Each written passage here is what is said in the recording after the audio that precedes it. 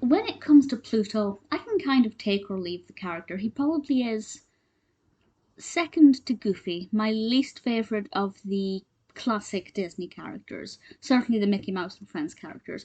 Not that there's anything wrong with him, I just find that I never find his stories, particularly his shorts, to be that interesting. For example, there is one where he is with Cleo the cat. I love it because Cleo the cat's in it. Pluto's role is never that interesting, although Pluto's party is pretty fun. Pantry Pirate is a really good example of why that's the case. There's nothing wrong with this short. But for me, there was nothing about it that I found particularly interesting either. This was released originally in 1940, directed by Clyde Geronimi, and stars Lee Millar as Pluto and Lillian Randolph as this character who is sometimes called Mammy Two Shoes, but that's actually the Warner Brothers version. I believe the Disney name is officially Aunt Delilah, but the information online is not very confident about that. And in this one, the premise is pretty simple.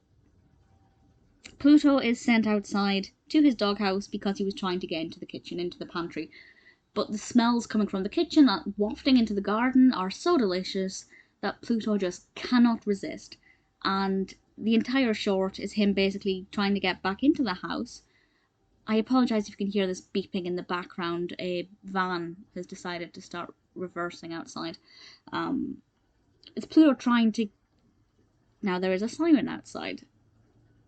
Clearly I'm more interested in what's going on outside my window than I am in this short. Kind of suggests how much I just didn't really gel with it. Pluto is trying to get back into the house and then to get into the kitchen to eat this meat.